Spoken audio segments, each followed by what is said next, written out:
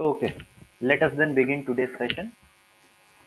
So in the last class, we were seeing about NOT gate. Okay, we discussed about NOT gate. So NOT gate is what? Basically, it is your inverter. Okay, inverter. So now there is some concept of propagation delay in gate. Okay, like the simplest example, if I take that of an inverter.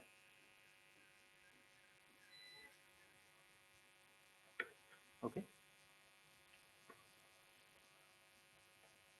so let me assume the input A is like this, that it makes a transition at t equal to 0 from 0 to 1. If this is your ideal inverter, then what will happen? Your ideal inverter, it will output will make a transition from 1 to 0 at t equal to 0. But now suppose if I say that this inverter has a delay of 10 microseconds. So what will happen? The output will make transition after 10 microseconds. Okay, so this is 10 microseconds. So your output will make transition after 10 microseconds. Okay.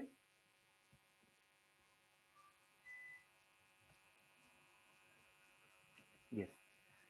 So now this concept, it is used in various places. Okay, various places this concept is used, and questions might also be asked from this propagation delay concept. Okay. So now let me ask you a very simple question. Suppose if I have a combination of inverter connected in such manner.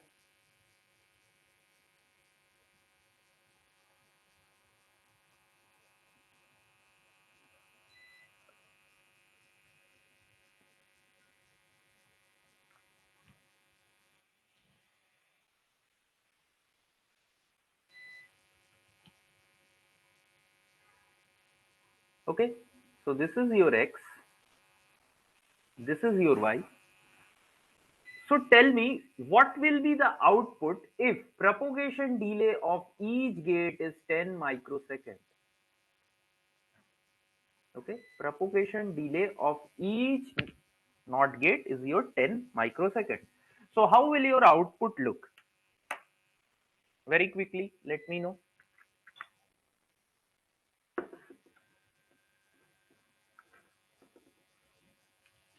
How will your output look?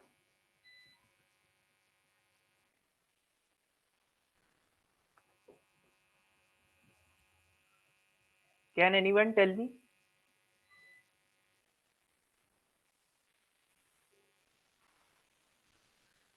See, if you start by assuming that x is equal to 0, okay, start by x is equal to 0.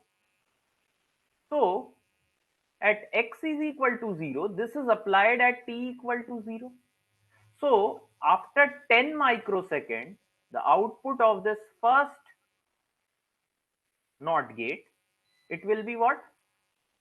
It will be 1 after 10 microseconds. Now, this is actually what?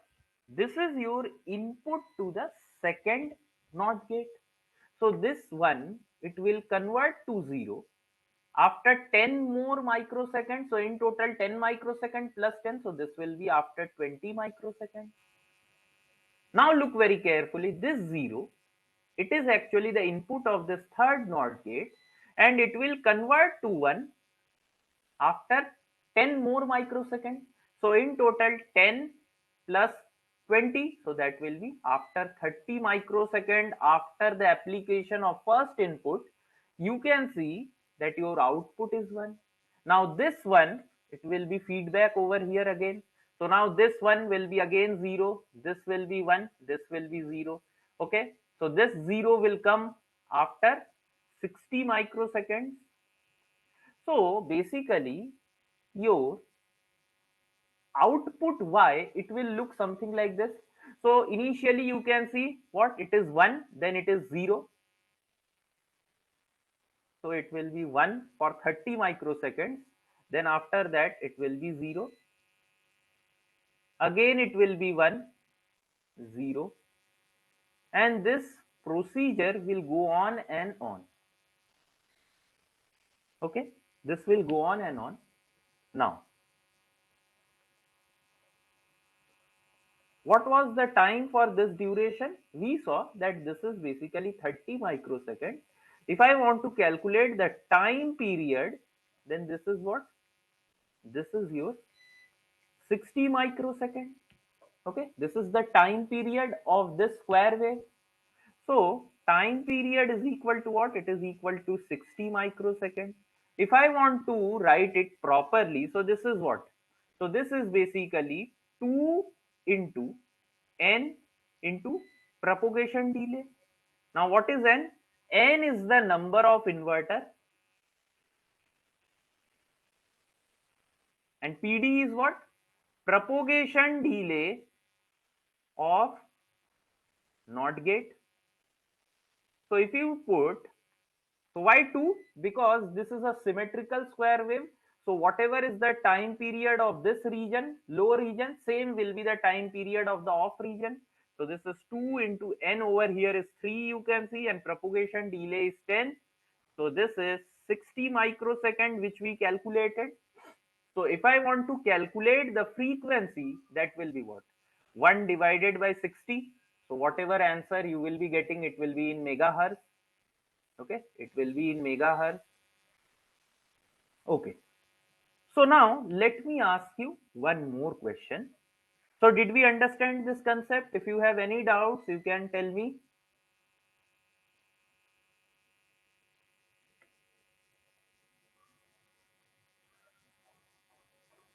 Yes. So now let me ask you one more question.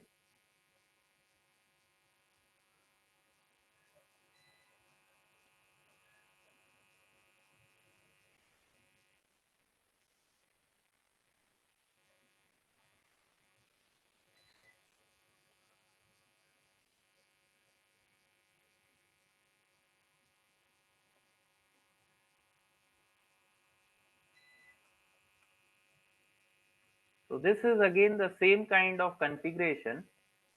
Now tell me what will be the time period of y and frequency of output when propagation delay of each NOT gate is again 10 microsecond. Okay, so tell me. So 10 microsecond for this, 10 microsecond for this, 10 for this, and 10 for this. Very quickly tell me. So what will be the propagation delay?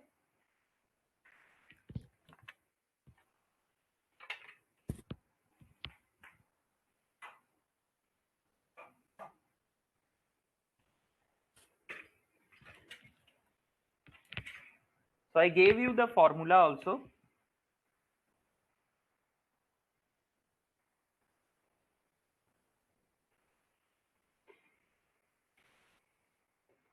Eighty microseconds you are telling. Okay. So you guys use the formula of time period, that is what? 2 into n into TPD. So 2 into n over here is 4. TPD is what? It is your propagation delay. So this is 10. So this is 80 microsecond, or frequency will be 1 by 80 megahertz. Okay. So 1 by 80 megahertz. Now look very carefully. Okay. Look very carefully. So one doubt, sir. Yes, tell me. Here there is no signal change in the output. Yes, Okay. I will discuss. Yes, I will discuss. Okay, no need to worry. So look over here. Suppose if I start from 0 once again, or you can even assume 1, it is up to you. Whichever state you want to assume initially, you can assume. So I am assuming 0. So after t equal to 10 microsecond, let me assume that I have applied this at 0 microsecond. So after 10 microsecond, this will be 1. This is input to this second inverter. So this will change to 0 after 10 more microseconds. So that is 10 plus 10, 20. So this is again input of this third gate. So this will convert to 1 after 30 microseconds. And after 40 microseconds, you can see this is converting to 0. You can see initially it is 0. Now also it is 0. So this 0, it will be feedback again over here. So this will be 1, 0, 1, 0. So there is no toggling of state. Okay, if you start from 0, your state is going to be 0 only. So this is 0. There is no toggling of state like the previous case. Here you can see it was from the start it was 1, then it was 0. Again if you see, this will become 1, then 0. So there is some toggling of state continuously going on. Okay, toggling of state always going on. So now what is the basic condition for this circuit to work as your square wave generator? Can anyone tell me? What is the basic criteria? So this circuit, it is known as ring oscillator, square wave generator, or even astable multivibrator. Okay, so now I asked you people, what should be the condition such that this circuit works as your ring oscillator, square wave, or astable multivibrator? So what will be your answer? Your answer will be that, sir, this number of inverters should be odd. Okay,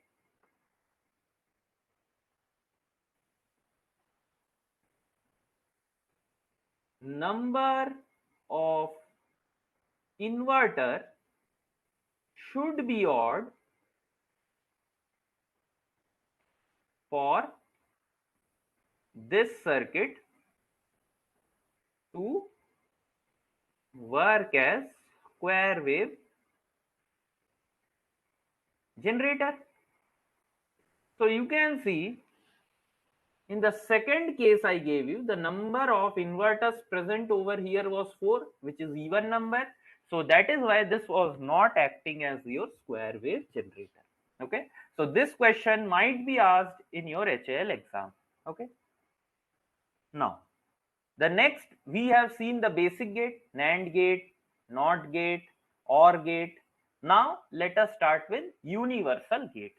Okay, what is universal gate? And let us see them one by one. So NAND gate is a kind of gate. Basically it is AND gate followed by an inverter, AND gate followed by a NOT gate, and its logical symbol is like this, and logical expression is A dot B whole complement. If I draw the universal truth table, so this will look like this.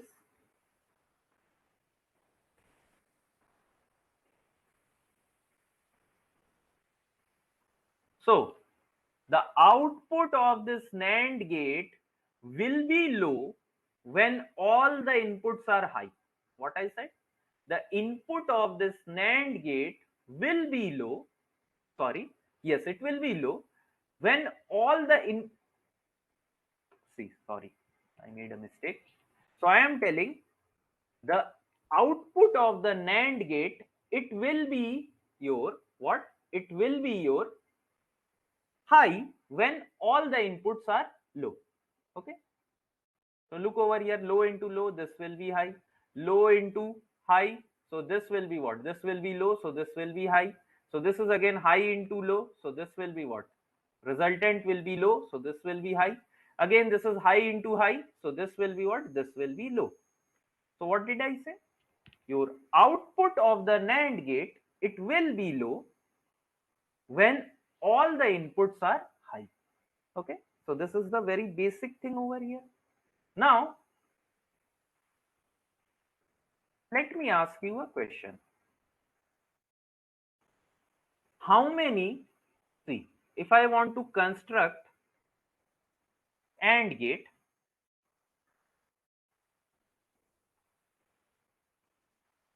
using NAND, so this is very simple.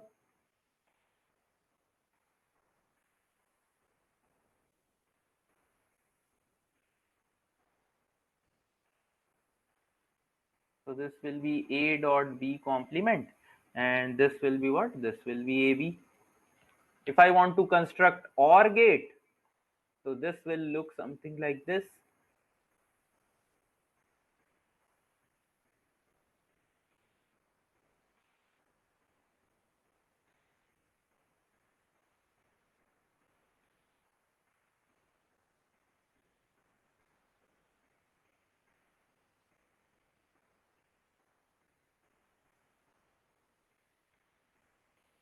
And if I want to construct NOT gate, so this is it. Okay, this is NOT gate.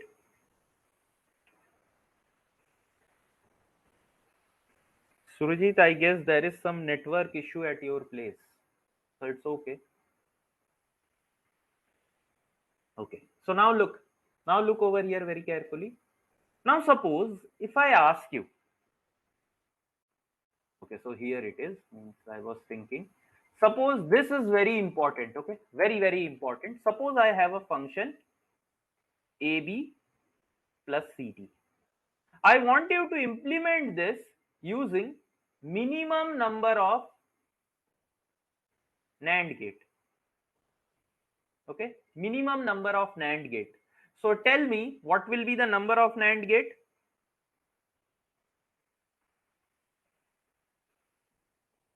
What will be the minimum number of NAND gate to implement this? Pardon, I couldn't hear you.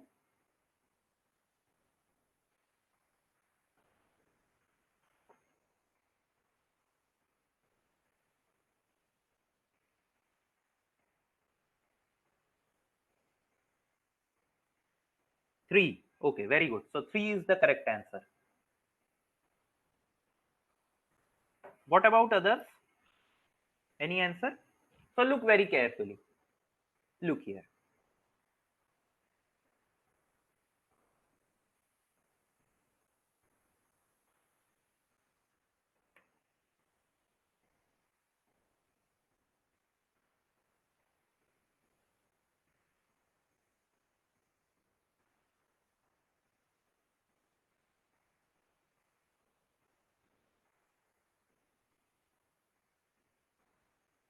This will be what? AB complement dot CD complement whole complement. So this will be AB plus CD. So remember, for constructing such kind of structure, you require minimum 3 NAND gate. So in the last case, I asked you to perform OR, okay, OR operation. So this is what? A plus B. So I can even write it like A dot A plus B dot B. So just now we see that for constructing such kind of function, we require 3 gates, 3 NAND gate. So you can see also over here that we took 3 NAND gates. Okay. Now, let me ask you, how many NAND gate are you going to use over here for implementing this Boolean logic?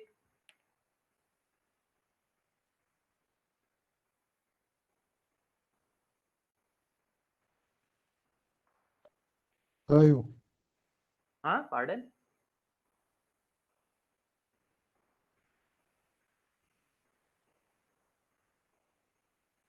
How many NAND gates are required? 5. 5. Okay. Let us see. See. So for constructing this, Just now we saw what? We require 3 NAND gates. Okay, 3 NAND gates. Just now in the previous case only we saw that this requires 3 NAND gates. Let me assume this AB plus CD is equal to X. Okay, AB plus CD is X. So how can I write my function? X plus here. So this again I can write it like X dot X plus E dot F. So now again you can see for constructing this we require 3 more NAND gates. So this will be in total 3 and 3. So 6 NAND gates are required, not 5. Okay, did we understand? If you have any doubts you can ask. Okay, so here we require 3. So whenever they ask you, okay, in exam that construct some logic using NAND gate, always try to keep this thing in mind that you need to construct the function in this form, then it will be very simple to solve using NAND gate. Okay, okay, so now let us talk about NOR gate. So NOR gate is basically OR gate followed by an inverter. Okay,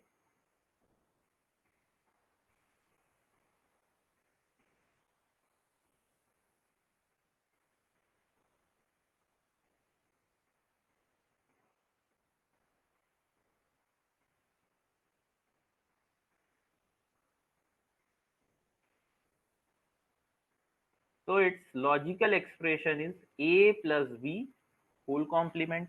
Okay,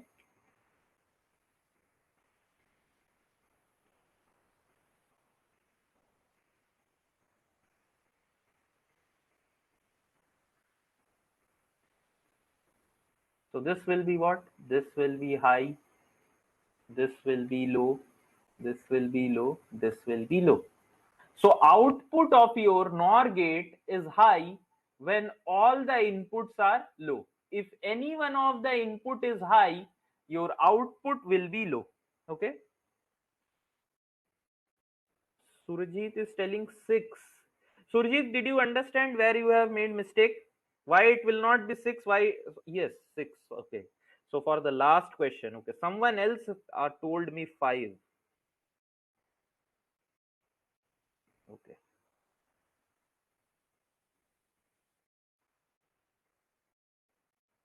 Okay. So this is what? This is your NOR gate. Okay. So now let me ask you, if you want to construct not using NOR, so it is very simple.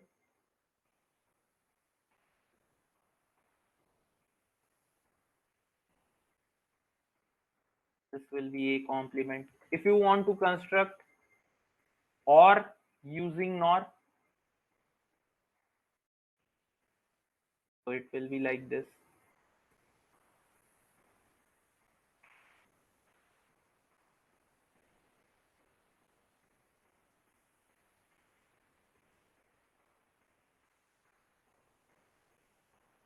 Okay. Now if I want to construct AND, so it will be like this.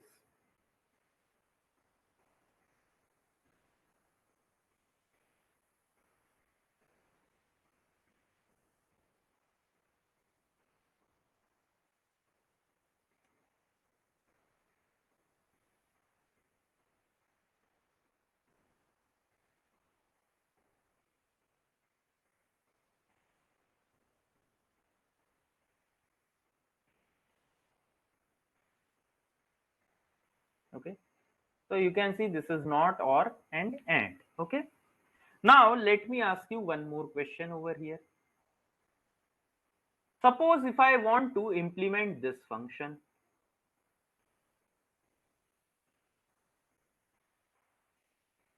using NOR gate. So how many minimum NOR gates do we require? How many minimum NOR gates do we require? It will help to write expression in POS form. Yes. Yes, I will tell. I will tell. Don't worry. So again, you are telling 3. How? So very simple. you can see this will be like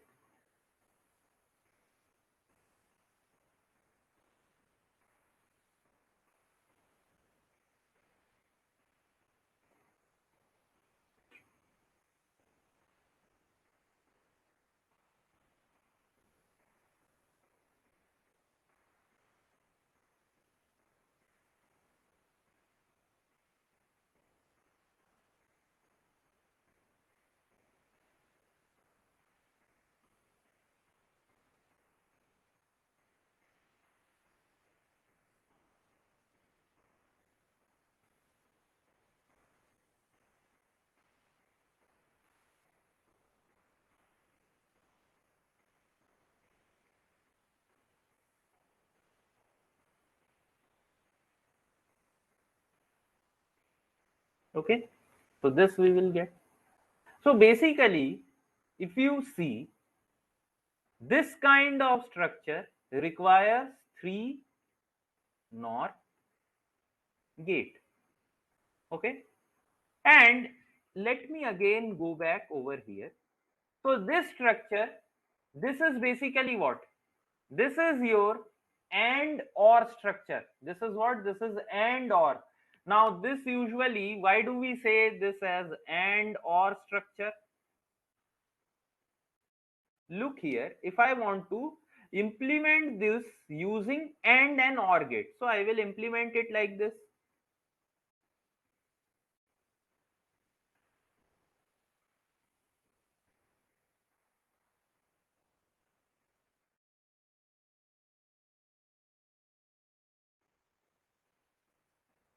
So this will be AB plus CD. So this is and or structure.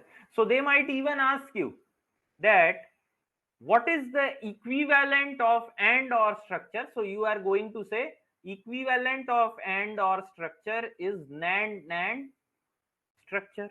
Okay, equivalent of and or is what? It is NAND. Similarly, this also helps in the construction of SOP, sum of product type of expression. Sum of product. Look, sum of product terms. So these are your product terms and individually they are summed with each other. Okay, sum. Now let us come back over here. So this structure, this is what? This is NOR structure, and NOR structure is equivalent to OR AND structure. Why? I can construct this structure with the help of OR gate and AND gate, something like this.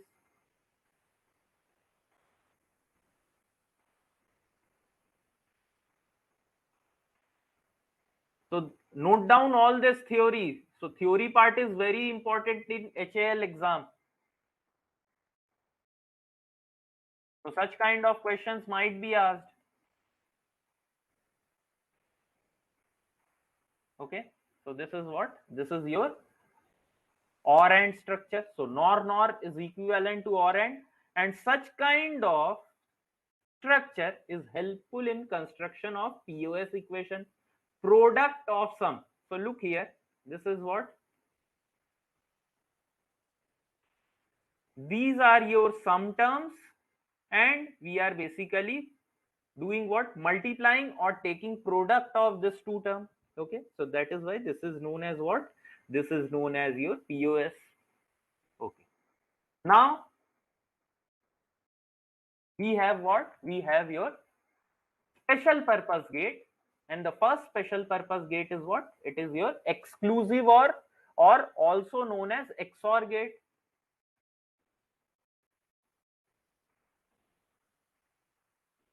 Okay, so what is this exclusive or?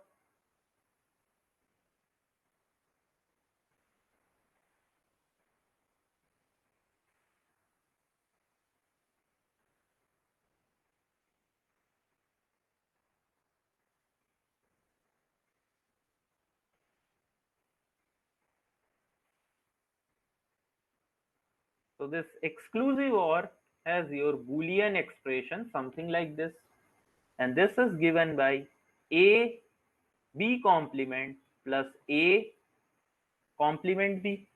Okay, now if I want to write the universal truth table,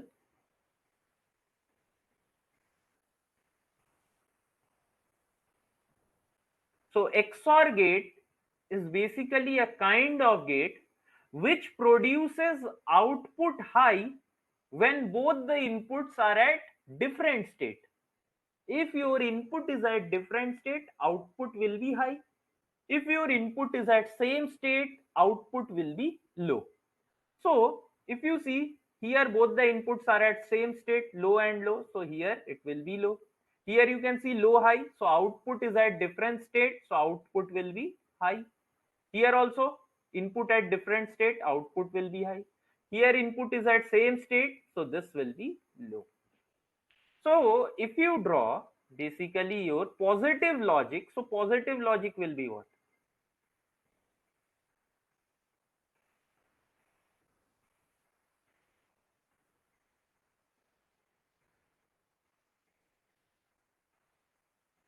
Okay, so this is your positive logic. So XOR gate or exclusive OR gate, this is also known as inequality detector. Now why inequality detector? Because whenever your inputs are unequal, so at that time you can see your output is high. Whenever it is your same inputs are same, output is low. So that is why this is also known as inequality detector, or it is also known as odd number of ones detector. By odd number of ones detector, you can see the number of ones present over here is 0, here it is 1, here also it is 1, and here it is 2. So this is even number, 0 is even and 2 is also even. So whenever even number output is 0, whenever it is odd number, what will happen? Your output will be high. Now one more thing that I want to say, that this special purpose gate, okay, special purpose gate, they are always two input, they always have two input. More than two inputs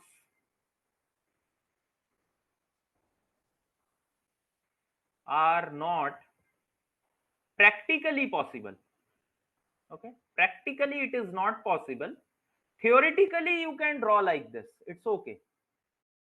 Theoretically you can have, theoretically you can have three input, but practically you cannot have three input XOR gate. If I want to make three input XOR gate, so it will be something like this.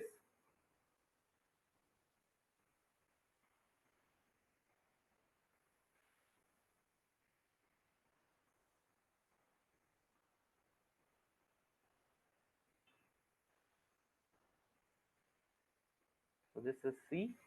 So this is what? A XOR B XOR C. So this is your three input XOR gate. Okay, three input XOR gate. Okay, fine. So now let me ask you one more thing. Okay, so let me first discuss XNOR gate, then we are going to see. What, any special reason? For which one, Surjit?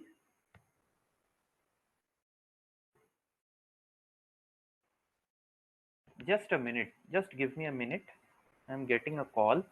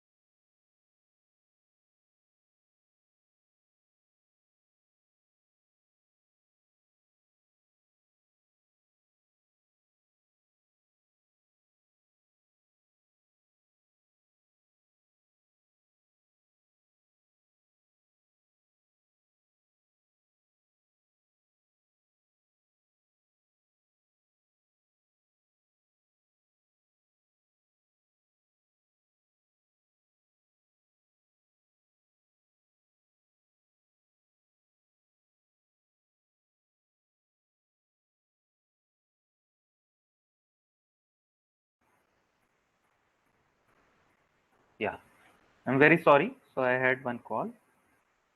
Okay. So for what you were asking, Surjit? Since I didn't get you.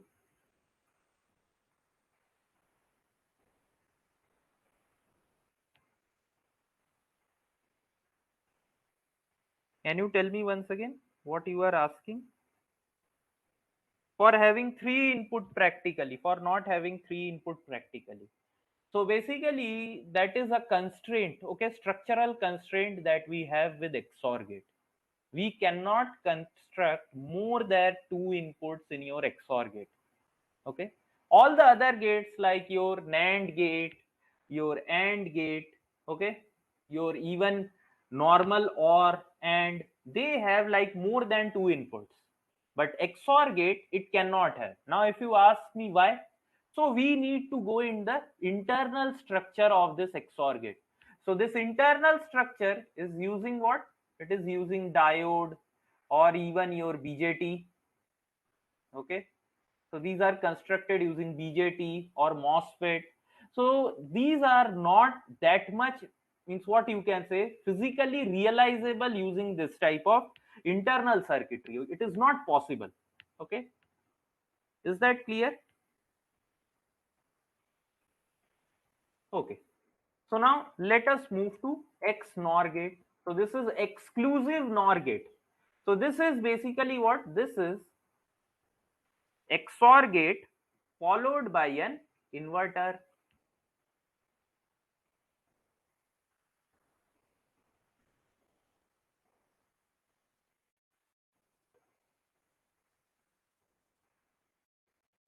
Yes. So this is what? XOR followed with NOT gate. So its symbol is something like this.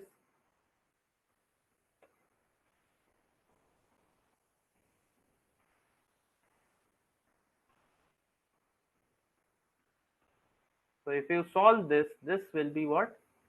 AB plus A complement B complement. And this will, if I want to draw the universal truth table,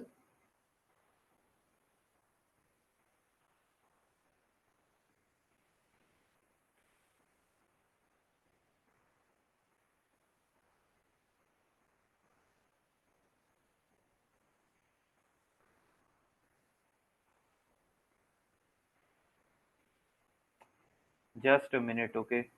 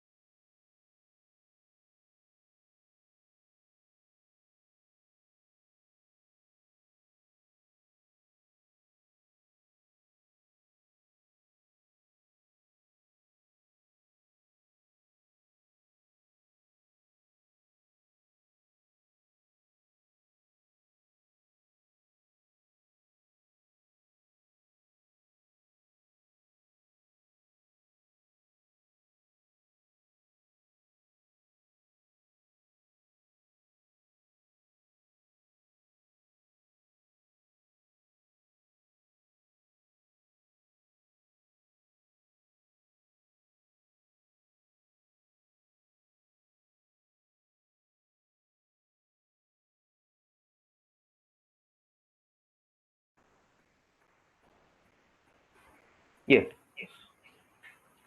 Hello. Yes, so I was getting this call constantly. So look here. So this is what? This is your low means what? See, basically XNOR gate is XOR gate. What it was? I told you. It is inequality detector, or this is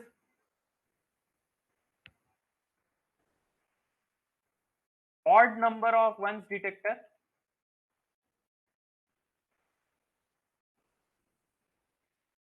Okay. So if I do what? If I invert this, basically this is what? This is inverter.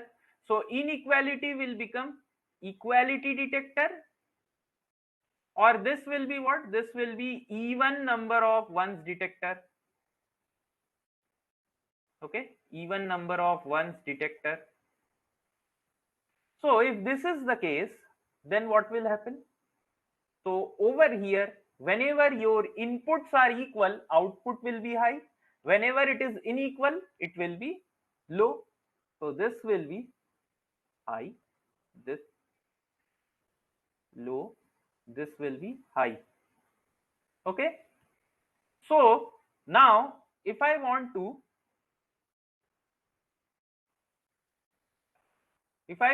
check this, so what will I write? So look very carefully.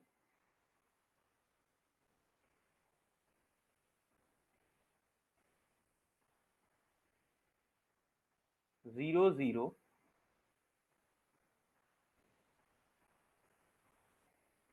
So this will be what? This will be 1, this will be 0, this will be 0, and this will be 1. Okay, so this is what? This is your XNOR gate. And you can see basically whenever your number of ones, it is your even number, at that time your output is high. Okay, your output is high at that time. So now let me ask you one question, or let me show you one thing that is very important to know. First I want you to, okay, before this, let me, so pay very good attention over here.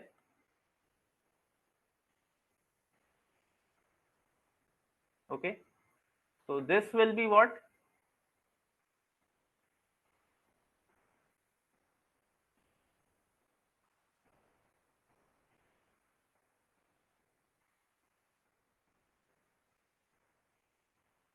So look very carefully now.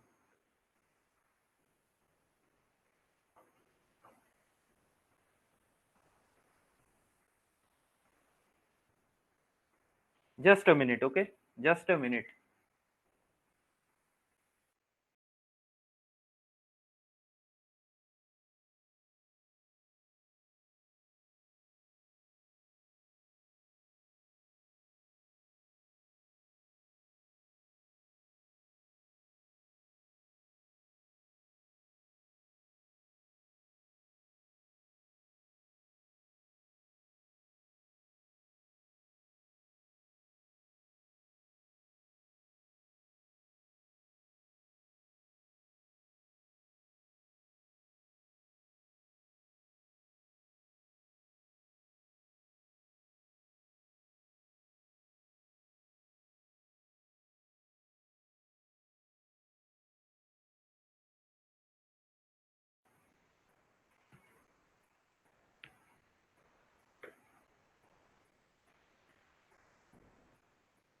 So look here now.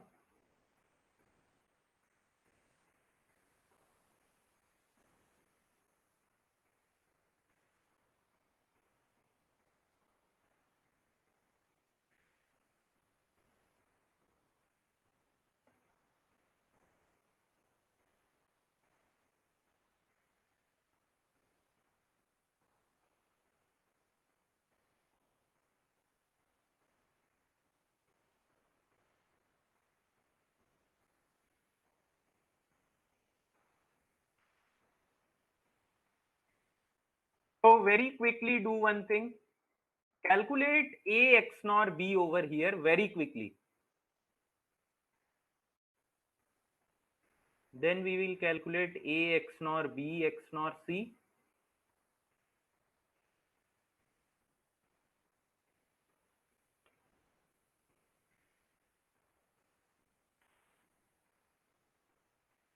Okay. So calculate this very quickly. A XNOR B. So look at this two column. Okay. Look at this two column. Whenever your inputs are same, output will be high. So over here, this will be high, high, high, and high. This will be low, low, and this will be low.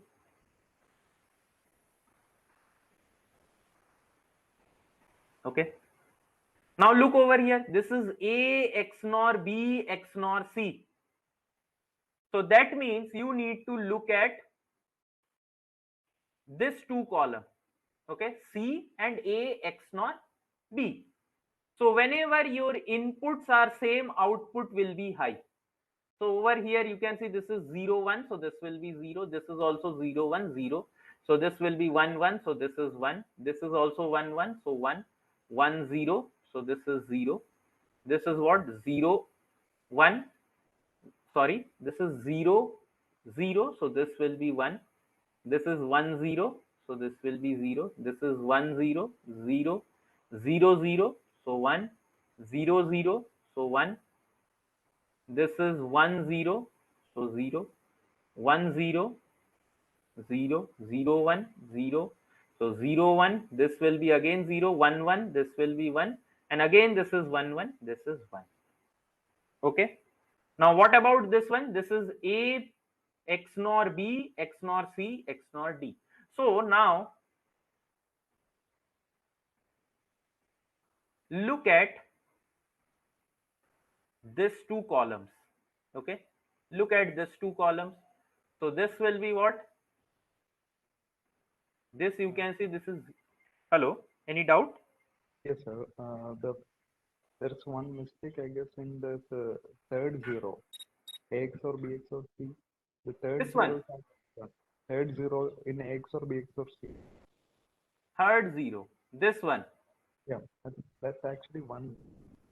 0, and this is 0. Yes, this will be 1. Sorry.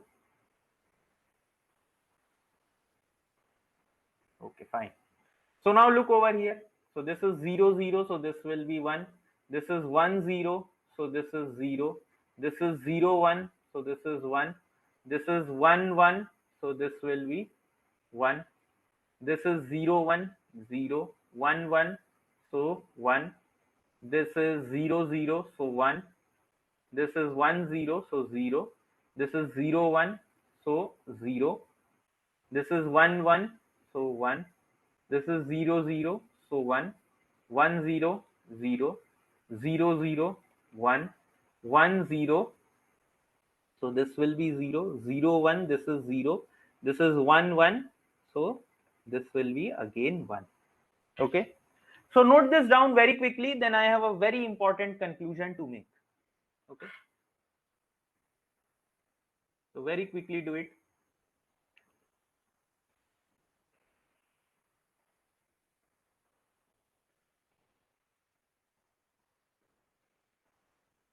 I have doubt. Yes. Sir, this is XOR operation, no, sir? Which one? Now this way. A XOR B. No, this is XNOR I have done. Whenever inputs are equal, output will be high or 1. Okay. So where is this XOR you are seeing? Where is Like XOR? XOR B written as XOR B. So Where? Here. yes. This is XNOR. Okay. That is the symbol for XNOR. XOR is like this. This is XOR. And these are all XNOR. For XNOR, the symbol is like this. Okay. Okay, sir.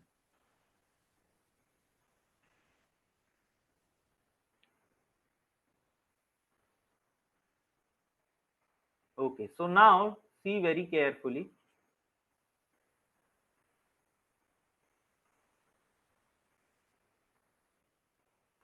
Look very carefully. See what I told you, that XOR is inequality detector, or it is odd number of ones detector, and XNOR is what? XNOR, it is your equality detector, and even number of ones detector. Okay, even number of ones detector. Okay, so now check very carefully for A XNOR B. Okay, A XNOR B, very quickly see what is the number of 0 in A and B. So here you can see this is 0, this is also 0, this is 0 0, this is 1, this is 1. Okay, Okay, I am writing in the wrong place. That is what I was thinking. So this is A XNOR B. So here, look at these two columns only and count the number of ones or zeros, whatever you want to count. Okay, so number of ones over here is 0. Here also 0, 0, 0. Here it is 1. Here it is 1. Here also it is 1, 1, 1, 1, 1, 1. And here it is 2, 2, 2, and 2. So whatever I said, that basically it is equality detector, it is even number of ones detector. This is true. Okay, this is true. This is true. Now look for A XNOR B XNOR C. Look at the columns of A, B, C and see what is the number of ones over here. So you can see this is 0. Over here also it is 0. Here it is 1. Here also it is 1, 1, 1, 2, 2, 1, 1, 2, 2, 2, 2, 3, and 3. Now what happened over here? You can see whenever the number of ones is odd, at that time you are getting output as high. So this case, it is not holding true. It is not holding true in case of this one. Now for the last column, kindly check what is the number of 1 in ABCD. So if you see here it is again 0, here it is 1, 1, 2, 1, 2, 2, 3, 1, 2, 2, 3. Here again it is 2, here it is 3, 3, and here it is 4. So now again, whenever the number of inputs of ones is even, at that time you can see your output is 1. So basically with XNOR there is a problem. Okay, see very carefully I will write.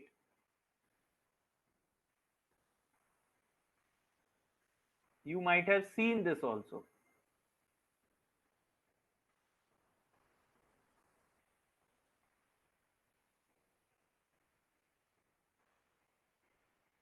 Okay, so you can see over here that whenever A XNOR B, or basically there is even number of inputs, your XOR and XNOR, they are inverted, they have inverted relationship. But whenever the number of inputs in XNOR and XOR, they are odd, at that time they are the same. Like in this case, number of inputs are even, so at that time they have inverse relationship. They have inverse relationship. But whenever the number of inputs are odd, at that time XNOR is also inequality detector or odd number of ones detector. So note very carefully, whenever number of inputs, so this is only for XNOR. XOR doesn't have any such condition. Only for XNOR, number of input is even, at that time XOR and XNOR, they have inverse relationship. And in this time, this is basically even number of ones detector. And in this case, when your number of input is odd, XOR is same as XNOR, and this is odd number of ones detector. Okay, odd number of ones detector. So is this clear? Tell me. If any issues you have, any doubts, you can ask me. because the next question that I will ask it, this is very important. This might be asked in your HL or any kind of PSU exam. Okay.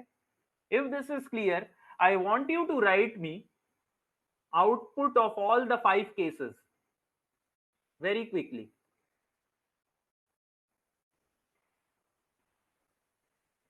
Tell me what will be the output of all the 5 cases.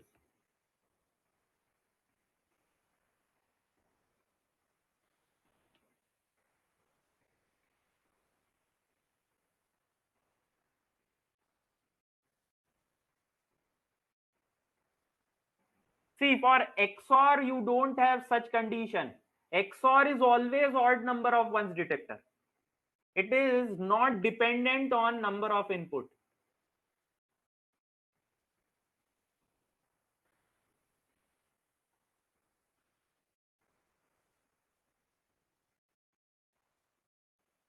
Always odd detector.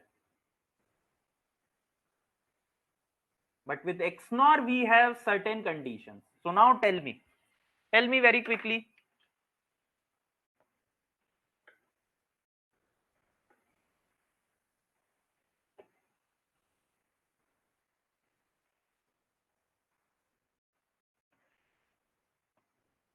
See, you should be able to answer this, okay?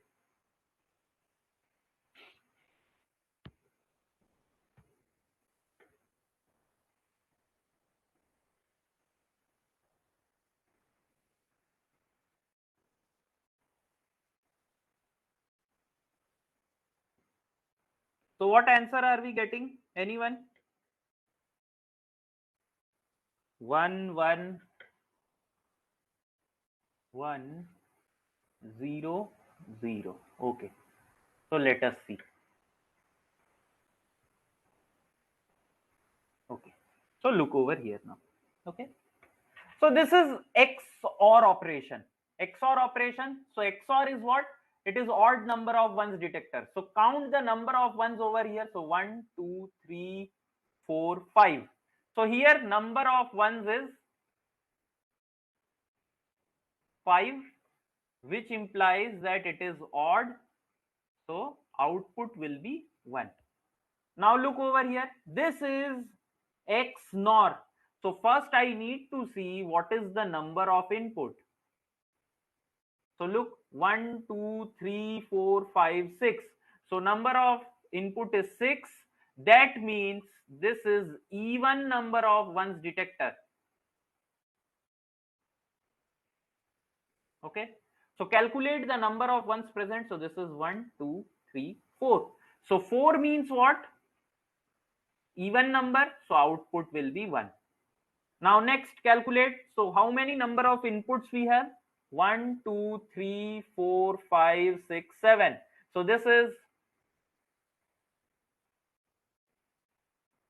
this will be odd number of ones detector. Okay. So calculate the number of ones. So here it is 1, 2, 3, 4, 5.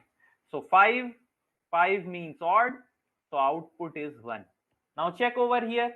Number of inputs 1, 2, 3, 4, 5, 6, 7. So number of input is again 7. But this means what? This is again odd number of ones detector. So calculate the number of ones in your input. So this is 1, 2, 3, 4. Number of input is 4. 4 means even. So this will be 0. And the last case, this is again XOR. XOR has no dependency on the number of inputs. It has just, you need to see whether the number of ones are even or odd. So here it is 1, 2, 3, 4.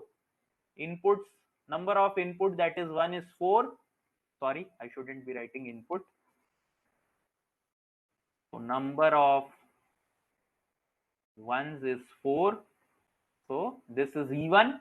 So output will be 0. Tell me, any doubts, anyone? Okay. So now we have what? We have switching logic. So switching logic is very, very simple. So this also might be asked in your PSU. If switch is closed, so they will tell you.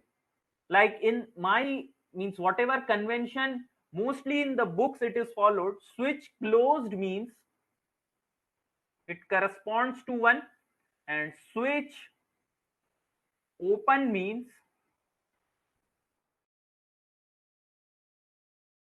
it corresponds to 0. Now bulb, this B means bulb.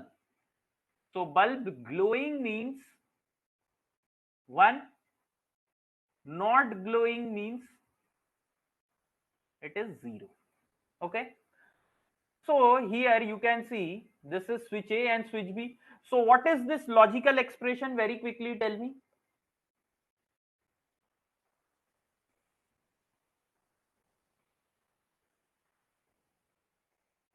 And gate. Yes, very good.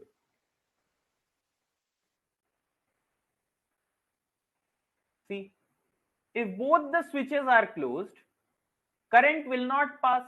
Okay, so bulb will not glow. So for this bulb to glow, both the switches should be closed. Then only this battery means there will be a closed path for your current to flow. So when is that case? Only in this last. So in the last case, bulb will glow. In all the remaining 3 cases, you can see any one of the switches opened. So that means this will be 0 0. So basically this is what?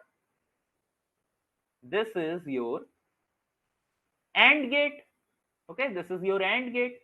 So this is what? This is your AND implementation. Now similarly for this one, this is what? For the bulb to glow, if any one of the switch is closed, your bulb will glow. Why? Because bulb will get a closed path, okay, for the current to flow. So this will be what? See, both the switches are open, so none of the path is closed for the current to flow. If B is closed, so what will happen? Current can flow in this path.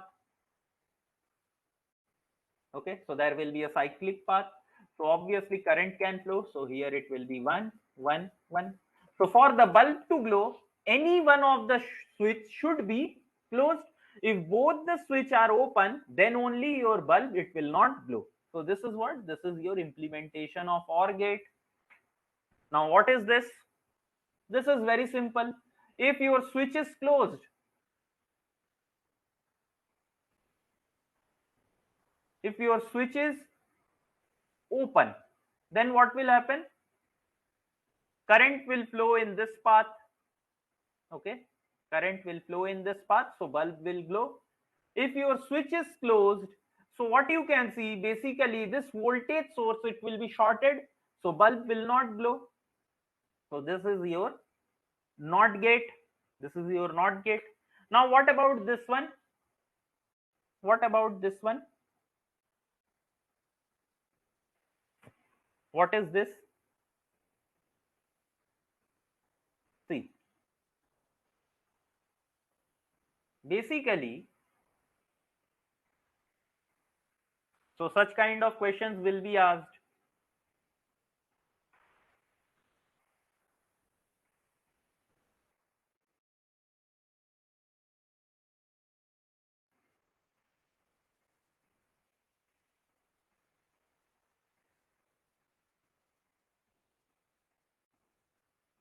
Is KVL violating, sir? Its switch is closed. Why? Why?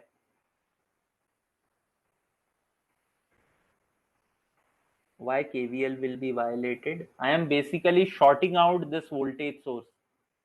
Shorting out. So assume if this point is VA, this point is VB. So VA, when I close the switch, so what will happen? VA will be equal to VB. So VA minus VB is equal to 0. And even if you apply KVL, if this is V, so minus V plus 0 is equal to 0. V is equal to 0, where V is equal to VA minus VB. So where am I mathematically violating? Tell me, Surjit, is it clear? Is this clear? You can speak up. What 0? What I am not getting you. So others can try this till the time. Okay, clear. Chalo. So now look, if both the switches are open, then what will happen? Current will flow in this path and your bulb will glow. If any one of the switch is closed, like if A is closed, still you can see this path is open because B is not closed. So current will flow in this direction. Okay. So again bulb will glow. In the last case, look, when both the switch are closed. When both the switch are closed, so you can see what? Again this voltage source will short out. If this voltage source short out, then bulb it will not glow. So what will happen basically? This is 0. So what is this? This is your implementation of NAND gate. This is NAND gate. So whenever your any one of the input is low, output will be high. Okay, so this is NAND gate. Now look here. Look here. So this is what? Now if you construct this, this will look like NOR gate.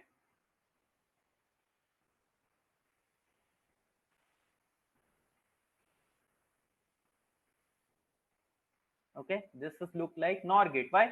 Because if both the switch are open, then only your bulb will glow, because then your current will get a closed path in this. Now if any one of the switch is closed, what will happen? Your voltage source will short out and bulb will not glow. Okay, so you can see this is what? This is your implementation of NOR gate. Okay, NOR gate. Now this is very, very important. This has been once asked in gate examination also, and in various PSUs this question has been asked. Suppose, so this is a means three-way switch. Okay, sorry, three-way I am telling, two-way switch. Now here this is B, this is C, this is A. So if A, B means when I join A and B, if this corresponds to 1, and when I join AC, this corresponds to 0, then tell me for which all case this bulb will glow. Then which all cases bulb will glow?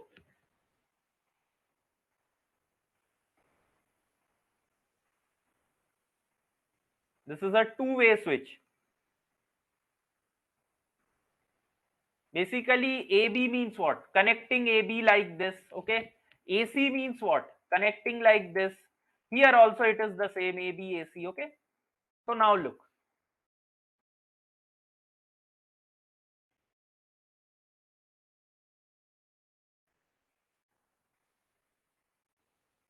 See, AB is equal to 0 and AC is equal to 0. That means what? AB is equal to 0 means what? See, AB is connected whenever it is 1 and AC is connected whenever it is 0. So this is AC, and if AB is 1, so that means what? There is no connection over here. Okay, there is no connection over here at this point. So just a minute, I have made some mistake.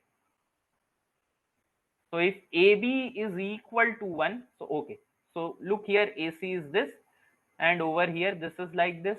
So you can see this battery is not getting any closed path. Why? Because AB is 0. So AB 0 means it is open, and AC 0 means what? It is connected. So you can see both the ACs over here are connected. So you can see there is no closed path for the current to flow. So what will happen? For this case, your bulb will not glow. So this is your 0. Okay. Now look, next case is what? AB 0, AC 1. Okay. AB 0, AB 0 means what? It is not connected, because AB is connected only when it is 1. and AC is 0. So AC 0 means what? Wait, have I done some mistake or what? AB is 1, 0, 1. It should have been 1 only. So there is some mistake or what?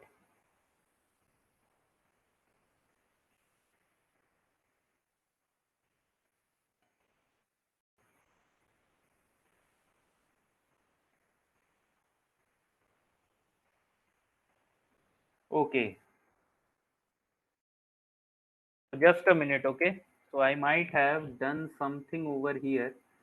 AB is switched on when it is 1, and AC is switched on when it is 0. So this is okay. So why it is not coming out to be 1? Can we take which switch is closed that treating as 1 else 0 means? I am not getting what you are telling. See, if AB is 1, then only it is on. So if this is not on, that means obviously it is AC. We can see it over here also, that this is 1. And here this is what? This is 0. So obviously AB is 0, AC is 1. So this is connected like this. Wait a minute.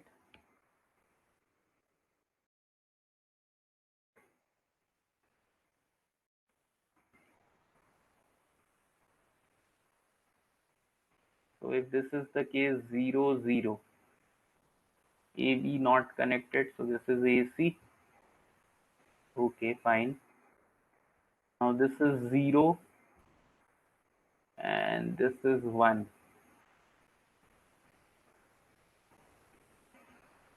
AC means AB is connected, and here, yes. So I had made a mistake over here.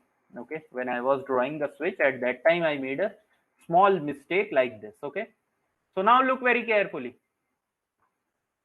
See, if AB 0, AC 0, so what will happen? AB 0, AB 0 means what? A means, look over here. Whenever AB is 1, at that time it will be connected. Whenever AC is 0, so A and C point will be connected. So at this point AB is 0 and AC is 0. Means AC 0 means what? This points will be connected. So this is AC. So this is connected. So there is no closed path. So this will be 0. Now look, AB 0, AC 1. So AC 1 means what? It is open, and AB, look over here, AB is 0, that means AC is connected, and AC is 1, that means what? AB is connected. So now you can see there is a closed path you get over here for this bulb. So this is 1. Okay, don't get confused. See, if AB is 1, then only it is connected. If AB is 0, that means AC is connected. Okay, what I am trying, see, this is a two-way switch. Your switch cannot lie in the middle. Either it will be connected to B or it will be connected to C. So if AB is 1, then this point gets connected. If AB is 0, that means it is connected to AC. So that is what I am telling. Okay, that is what I am telling. So look over in this case, AB is 0. So AB 0 means it is not connected to B, it is connected to C. And in this case, look, AC is 1. So whenever AC is 0, it is connected, A is connected to C. But if AC is 1, that means it is connected to B. So this case, it is closed. Now look at the third case. In the third case, yes, tell me. So already shown as two-way switch. That means, Pardon, I can't hear you. sir, What? is it audible now, sir? What? Please speak again. Hello. Yes. Is it audible now? Yes, it's audible. Okay. So already it's been said as a two-way switch. So both the inputs 0, 0 is impossible, right, sir? What? Both the inputs 0, 0 are? Impossible, right? It's a two-way switch. Yes, it's a two-way switch. So Like what yeah, this thing is a two-way switch. This is a two-way switch. This is so a two-way switch. at the same time AB and AC cannot be zero, right? Why AB and AC cannot be zero? If we put AB, then See, we this is cannot put. different connection I have done. Means this is the same switch, but the polarities over here are different. You can see last time I was getting mistake. Why? Because this B was written over here and this C was written over here. Okay. Okay, okay. So now look, in the third case, what is happening? AB is 1, AC is 0. So AB1 means this is closed, and AC0 means what? AC0 means again I am getting a problem. So somewhere I have made a mistake in this switching arrangement or what? Wait a minute. Okay. So I have done somewhere some mistake. So this should come out to be XOR gate, but it is not coming as XOR.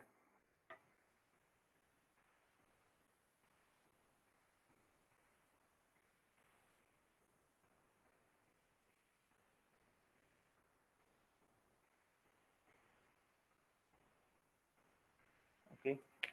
So now connecting AB is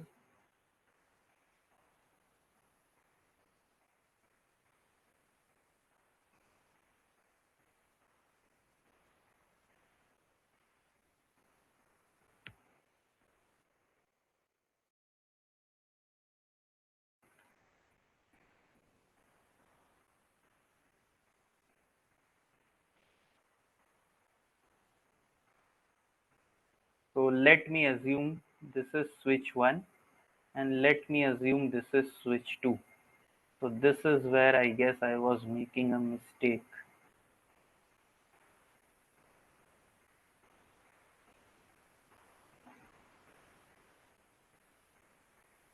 Okay, so this is where I was making a mistake.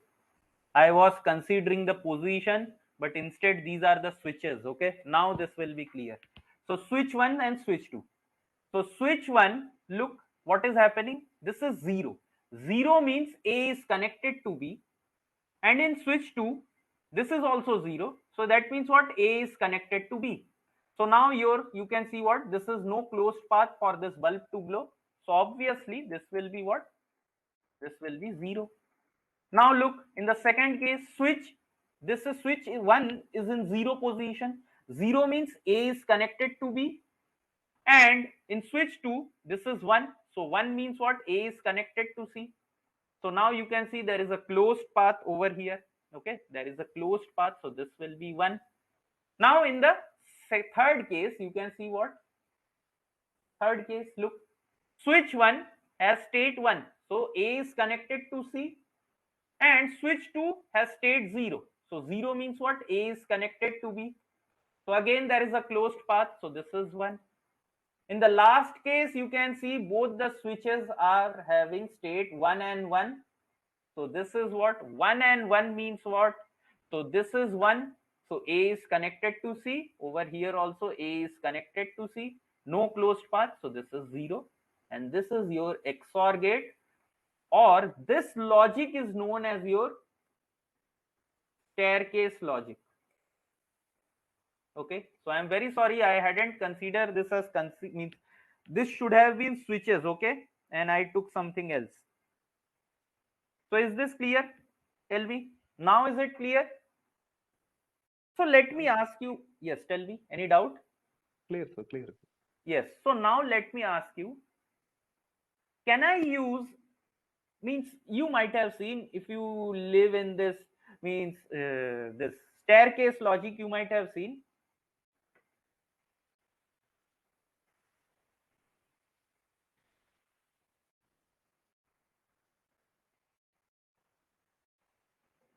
So you have a bulb over here. Here we have one switch, and here we have one switch. So whenever both the switches are in same condition, bulb will not glow. But suppose if you switch on this circuit, let me assume both the switches are in off position. This is off, this is off. Now you want to go to the top. So what do? You switch on, you put this in on state. Initially both the switches are off. Okay, for the first time when you are starting the circuit, assume that both the switches are in off state. But now what do? You put it in on state, so your bulb is glowing, and you come to this top side and you again switch, means this is off. For switching off this bulb, what do? You switch on this bulb, so now this goes to on and your bulb stops glowing. Now you are over here, you again want to come down. So what do? You switch, means you reverse the state, so this will again go to off, this is already in on, so again your bulb will glow, and you come down, and what do? You again switch off, so again you can see both the states are in same state, off and off, so your bulb, it will not glow. Okay, so basically what you are doing, you are simply doing the staircase logic. Now let me ask you, can XNOR be used as staircase logic? XNOR? Or if I wanted to implement this using XNOR, how would I have done? XNOR? Inverting that XNOR, I mean, once again. What inverting? No, for my first question is, can I use XNOR as staircase logic? If yes, then how? And if no, then why?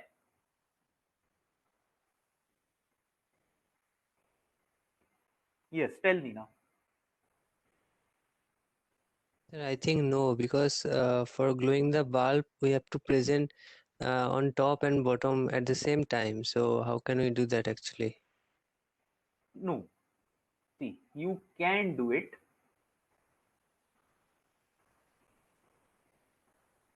See, I will tell you why. First, let us look this. Look over here, okay?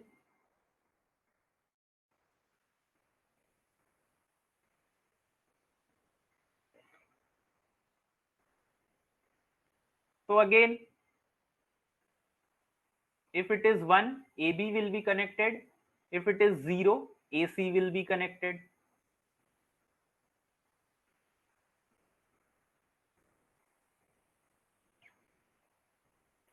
So over here you have bulb. This is switch 1.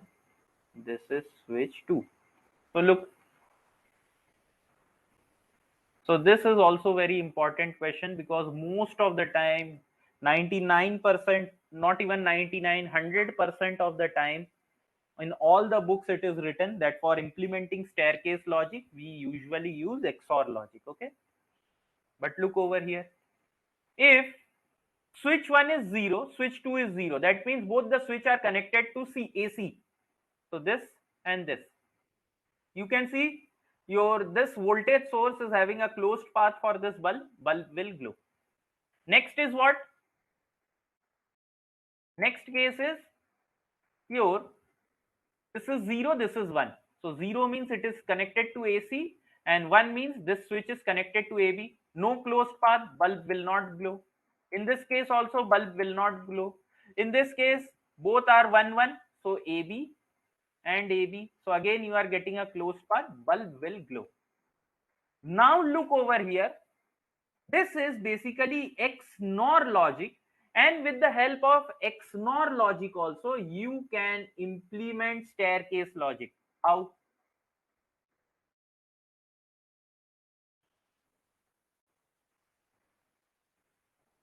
So if this is your bulb, you are standing over here. Now initially this switch is on and this switch is off, and in this case your bulb is what? It is not glowing. Bulb is not glowing. So look, now you switch on, means this is switch on, Next case, what you do? You off. So when you off, bulb is glowing. So this is the first case, bulb is glowing. You move up, and what you do? You switch on. Okay, so this is your, you can see what this was your first case. So now what is the state of this switch? This is off, this is on. So bulb, it will not glow. Okay, it will not glow. Now what you decide? You again decide to come down. So when you decide to come down, what you do? You again switch off this circuit, means this switch. So what will happen? This is in off state, and this is still in on off state only. So off and off, both of them are in similar state, and you come down, and what you do? You again press this switch once again, it goes to on state. Now look, where are you? You are in the on, means this is in on state and this is in off state. So again dissimilar switch. So basically, for implementing staircase logic, when we had started over here, the switches should have been in the same position.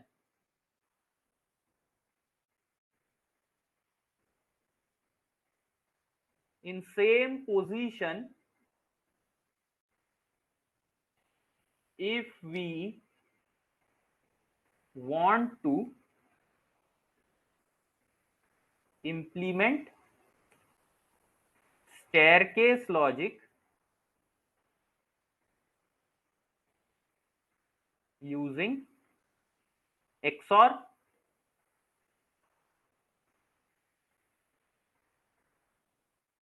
and if we want to use it, if we want to construct using XNOR,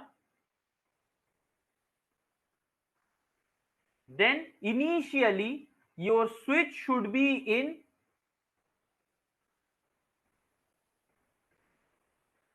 opposite position.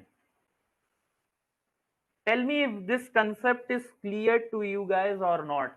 Okay, so if there is a question, option based question, and if they ask you like this, then this will be very, very good question. Tell me, is this clear, everyone?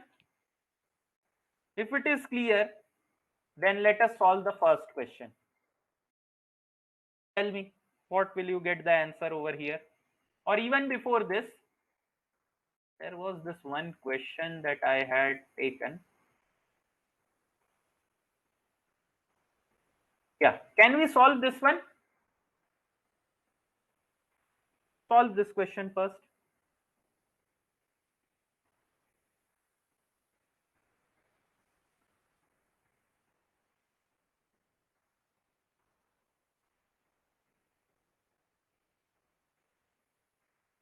What option do we think?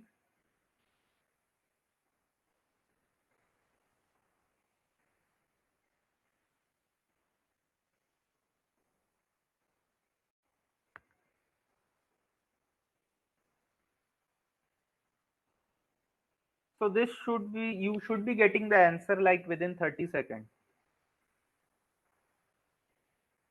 So D. So look here, this region is what?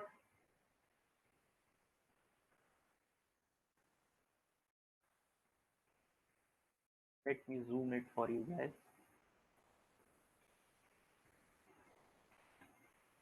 So look here, this region. Okay, this whole region. This is what? A and B.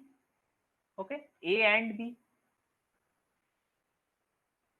And this region is what? This whole region I am talking about. This circle, this is C. This is C, except the part that is in A and in B. This part is in B. So this should be except A, except B. So this will be, if I rearrange, so you can see this is option D. Tell me, is this clear? So this is a very good question, very, very good question that has been asked over here. Is this clear? Okay, fine. Now what about this one? Switching circuit.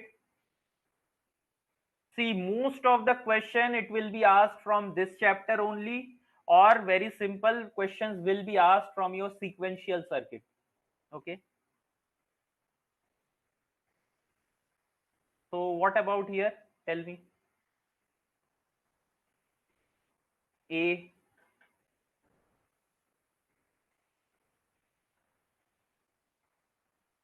Okay, very good.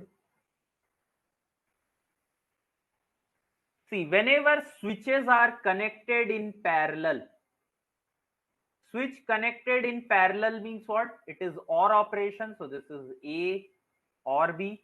What about this one? This is C or D. Whenever switches are connected in series, okay, switches are connected in series like this two and this one, okay, this three switches are connected in series. At that time it is AND. So in total these two switches are connected in parallel and the whole combination is in series. So this will be A plus B dot C plus D dot E. So option D, sorry, option A. Okay, option A. Okay, so now let me ask you one question myself.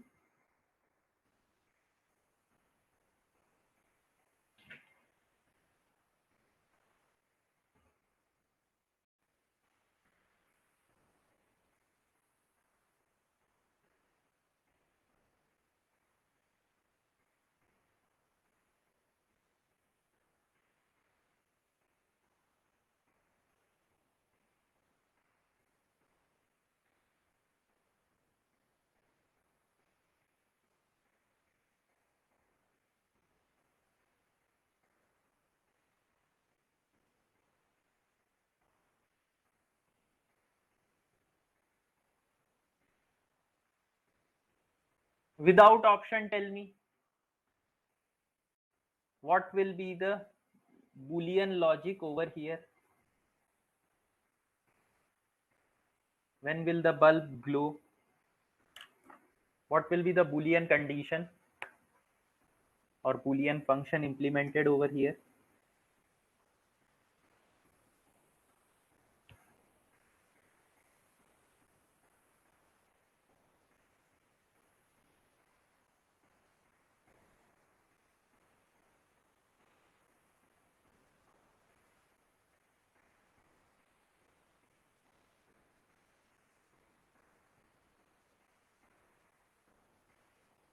See, look over here. What I told you, whenever switches are connected in your parallel, it is added. So this will be A plus B. Okay, this will be A plus D. Sorry, A plus B. And whenever switch are connected in series, that means it is AND. Okay, so this will be A plus B and C. Okay, A plus B and C. And look over here, this hole is what? This hole is in, means this is in parallel condition with this switch B, means with this bulb. So that means over here I have a complement and this whole configuration. See, if this D is open, okay, if this D is open, means D is 0, it doesn't matter whatever is the case over here, this bulb will not glow. If this D is closed, then only we will check for this. Okay, so that means what? This is in AND operation. Okay, so this is in AND operation. So obviously this is your what? This is your D. Okay, so this is your Boolean expression for this circuit. So Surjit has written A plus B into C whole complement D. Yes, that is correct. Okay, now solve this question. Solve this question.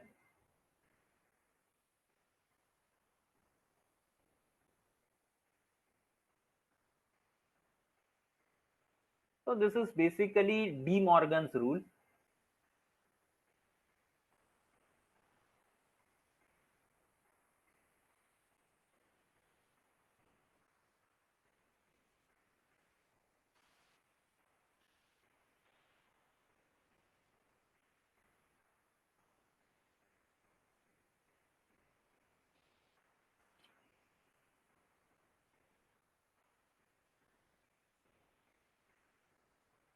So what is given? Consider the following statement. A NAND gate is equivalent to an OR gate with its input inverted.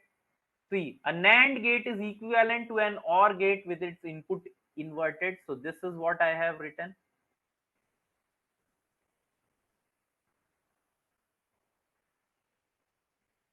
This is equivalent to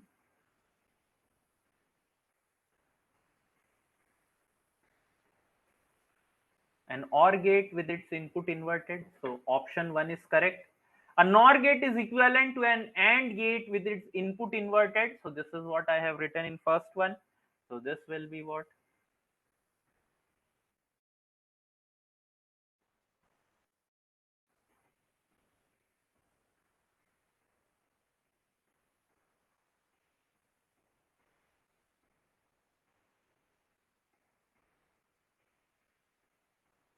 Okay, so 2 is also correct. Third is what? A NAND gate is equivalent to a OR gate with its output inverted. No, this is wrong. This will be NOR gate. A NOR gate is equivalent to an AND gate with its output inverted. So 3 and 4 are false. So which of the statements are correct? So 1 and 2, option A. Okay, option A. Now this one, 3 Boolean operators are 3 Booleans operator are.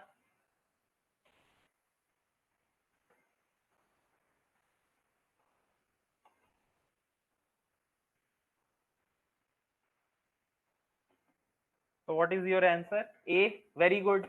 So 3 Boolean operator are what? Basically it is your basic gate. So not, or, and, these 3 are basic gates. Not, NAND, or. So this is not Boolean operator. Okay. Boolean operators are those operators with the help of which you can construct any type of Boolean expression. Okay. So that is not our and. Now this one, this is very simple. 1 minute question. Not even 10-second question.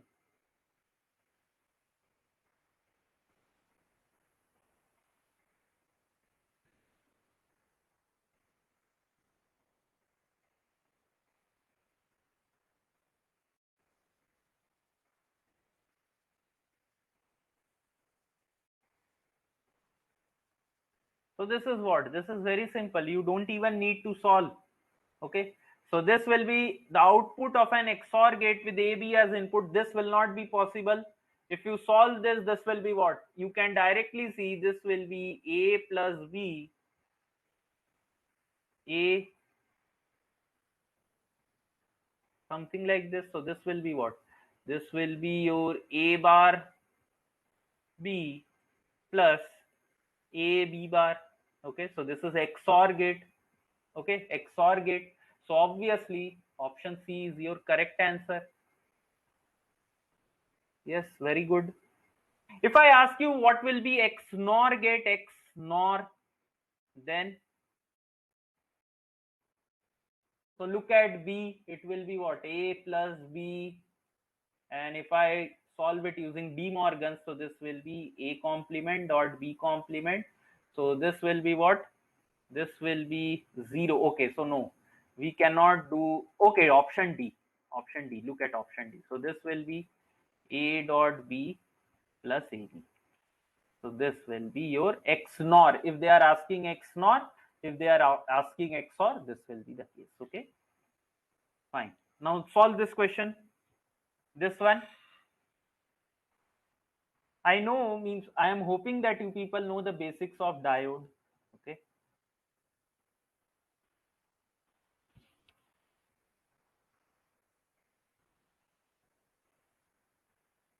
See, if the voltage of P side is greater than voltage of N side, diode will be on. Diode on means what? It will be short circuit. if voltage of P side is less than voltage of N side, diode is off. That means it will be open circuit. Okay.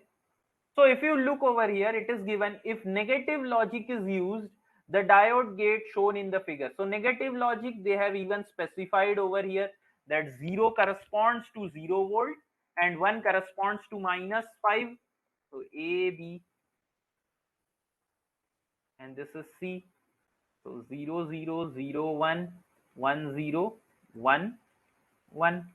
Okay. So when you put 0, 0, so you can see this is 0, this is 0, and this is your P side of the diode, this is your N side. So N side is at a lower potential than P side. So obviously this will close. Okay, means this diode will be short circuited. So if this is short circuited, so this 0 will come to C, and 0 is corresponding to 0 volt. So this will be 0. Okay. Now look over here. The next case is what? Next case is either of the A and B, it is 0. So either like this. So even if this is the case, this diode will be switched on and this 0 will be shorted to C. Okay. As you can see, the N side of this diode is at -5 lower potential. So obviously these two cases will be also 0. And in the last case, what will happen? In the last case, you can see both of them are 1 1. So if this is 1, this is at -5, this is at -5. So you can see both the P side and N side, they are at the same voltage. So obviously your diode will be open. Okay, diode open. So that means what? No current will be flowing. So this -5 volt will short over to this C. So this will be 1. So this is basically what? This is your, what this is? This is your OR gate. Very simple. So option A. Okay, option. What NOR gate? Okay, sorry. So they are asking basically what is over here, means in this logic only they are asking. See, so basically when you solve this, this is what? 0 0, it is 0, 0 1, this is 0, 1 0, this is 0, and 1 1, this is 1. So if you get confused over here, this will be, means if you see, so basically what is this? NOR gate, OR gate. So Surjit has written OR, then NOR. So what is this? What is this? They have mentioned it is negative logic. Negative logic.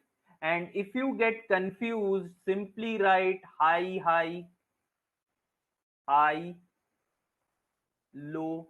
Okay. If you get confused by this, write this as low, high. Okay. And this as low, low. Okay.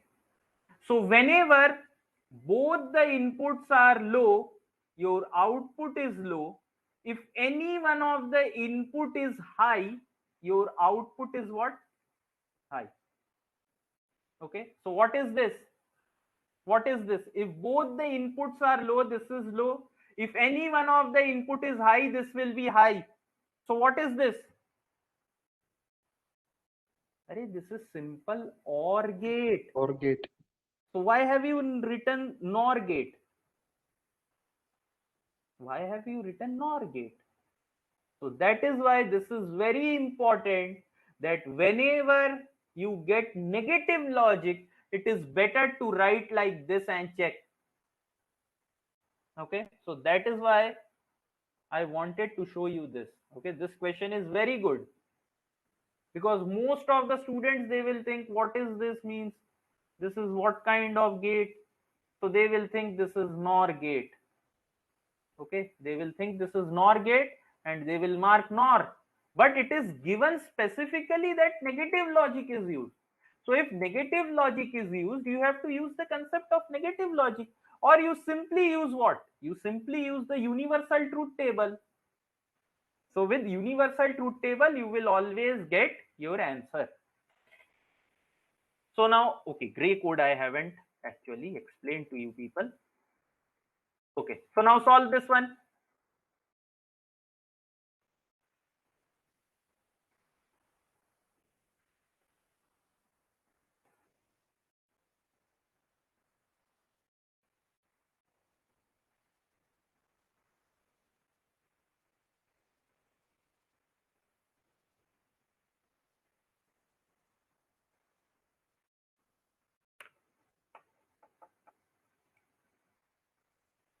See what is given over here. For the logic circuit shown in the above figure, what is the required input condition ABC to make output X? So this output needs to be X. So how to solve this question? So if this needs to be X, this is AND gate. So if your output of the AND gate is 1, then all the input needs to be 1. So when will this be 1? This is actually your output of XOR gate. So AB should be in different states. AB should be in different state. So directly you can eliminate option B and option C because AB is in same state. So this will not be case. Okay. So AB should be in different state. And look over here. This is what? This is actually your output of XNOR gate. Okay. Output of XNOR gate. So in this option A and D, you can see C needs to be 1. So C is 1. And you can see over here that B is 0 in this case and C is 1. So again you can see means your input of XOR gate should be same for output to be 1. So over here you can see they are at different state B and C. But in this case B and C are same. So option D is correct. So always solve this question from back side. Okay. It is very simple to solve such kind of question if you start from the output. Okay. Yes, very good. Now this question.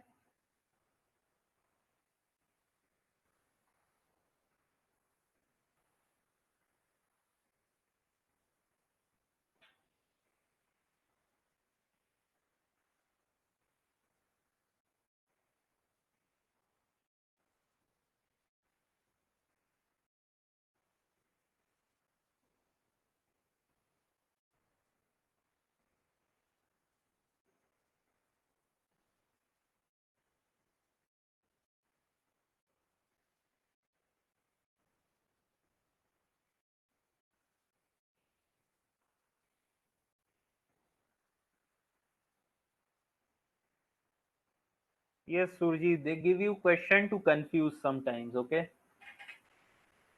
So look very carefully for such kind of question. So that is why I have explained you the universal logic. Okay. One is the answer. Pardon, I couldn't hear you. Is that one option What? B? No. I told actually you have written sorry sir, get confused. So regarding that question, positive logic, negative logic, this one. Okay. This one I was talking about. So yes, in this question it is given if the input to the digital circuit consisting of a cascade of 20 XOR gate is X, then the output Y is. Okay. So you can see this is 1 XOR with X. So this will be X complement. This will be what? X complement and X XOR. So how did I know that this will be X complement? So simply this will be what? 1 into X complement plus 1 complement into X. So this is what? This is X complement. Okay. Now X complement into X means X complement XOR X, that will be your 1. Why?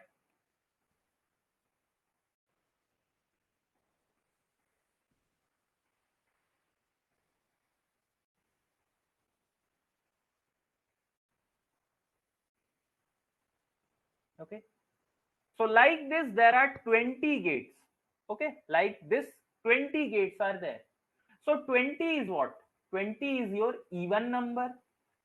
And you can see the output of even number of such gate is 1.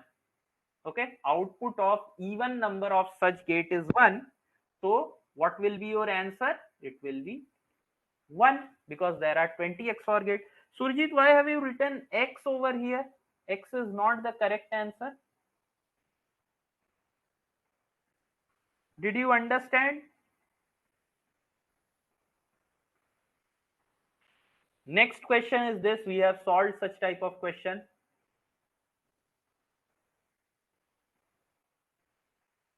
Surjit, why did you write 1 over here? Sorry, X over here. It's okay. I guess you have made some mistake. Now solve this question.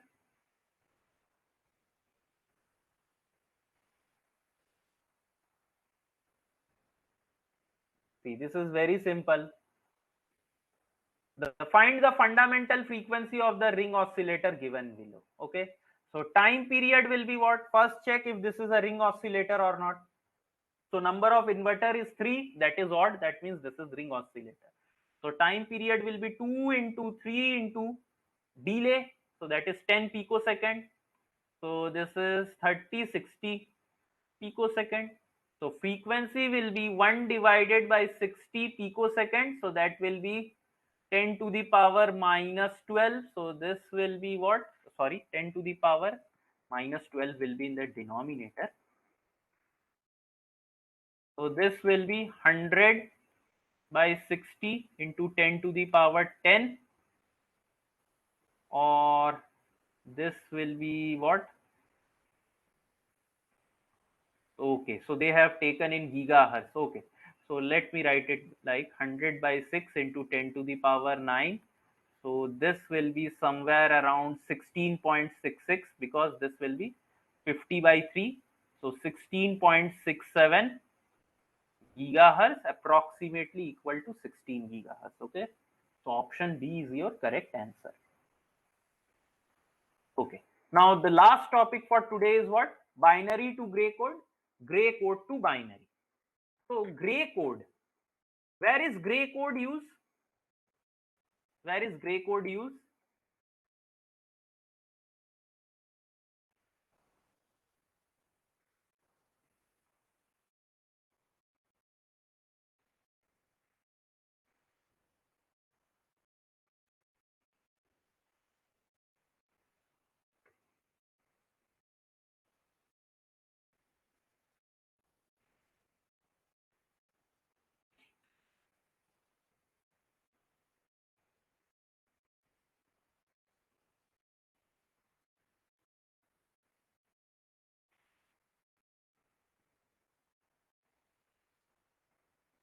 Where is gray code used? Gray code is used in your K map, Carnot map.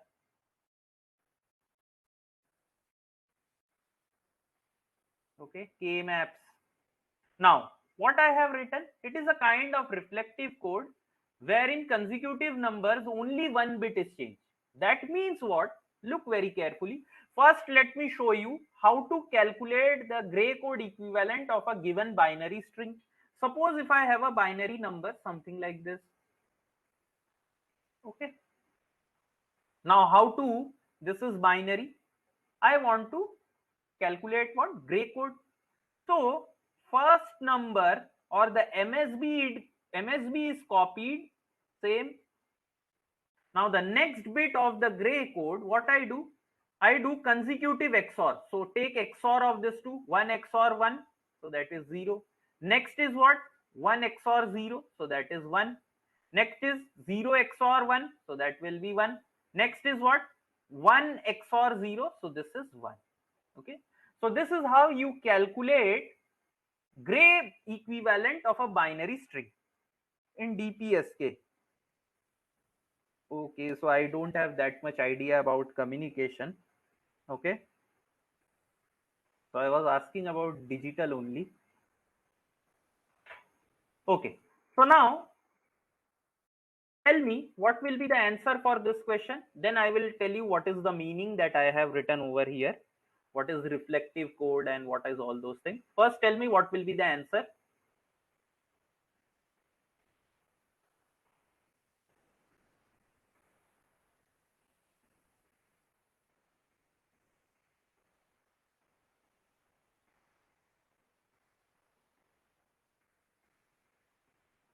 See the MSB part, this is binary given. What is the gray code word for the binary number? So this is binary number. If I want to convert it into gray number, gray code, so simply copy the MSB in the gray. Then the next consecutive bit you need to XOR. So 1 XOR 0, that will be 1. 0 XOR 1, that will be also 1. 1 XOR 0, that is 1. 0 XOR 1, again that is 1. And 1 XOR with 1, that is 0. So which option can you see? Option D. Very simple. Now let me tell you what I have written. So very quickly,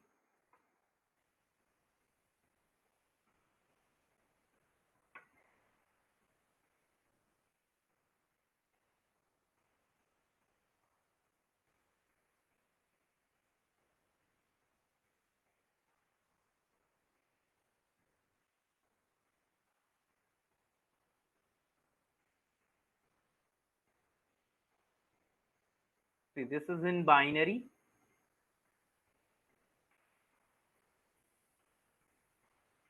And here I will write the gray. So this will be 0, 0, 0. This will be what? This will be 0, 0, 1. This will be what? 0, 1, 1. This will be what? 0, 1, 0. This will be what? 1, 1, 0. Okay, this will be what? 1, and this will be 1, and this will be also 1. This is what? This is 1, 0, 1, and this will be 1, 0, 0. Okay. Now look very carefully. Okay. In binary, when I go from one consecutive number to another, here you can see there is only a bit change in your LSB. Over here, if you see, this also has changed and this also has changed. But look at gray. In gray, there is only one bit position change. So here only this has changed in this two. Now come to this two. So over here you can see this 0 has changed to 1, this 1 has changed to 0, and this one has also changed to 0. But look over here, only this 0 has changed to 1. Next, all the bits, they are the same. So this is what I meant by reflective code, and it has only one bit change in its consecutive positions. Okay, did you understand this, what I meant by this? Is this clear? So this might be asked in your some kind of questions in HAL. Okay, if they ask you that tell us what is gray code, how it is different from binary and where it is used, so you should be able to tell that it is used in K-maps, and basically it is used because it has what? It has only one bit change in its consecutive numbers. Okay.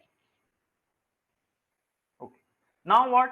Now let us see how to convert a gray string to binary. So let us assume I have a gray code, something like this. This is gray code. Now how do I convert it to binary? So the MSB is again copied. Now this time this is XORed with this one. So this 1 and 0 XOR. So the result I am going to write it as 1. Now this 1 and this 0 is again XORed. So this will be what? This will be 1. Now this one again XORed with the next consecutive bit position of the gray. So this will come out to be 0. And this will be again XORed with this. And this will come out to be 0. So this is what? This is your binary equivalent of this gray code. Okay. Any doubts in this? Any doubts? Okay, fine. So today's session we will end over here. In the next class we are going to see Boolean algebra and K-maps. Okay. So Boolean algebra and K-map we are going to see in the next session.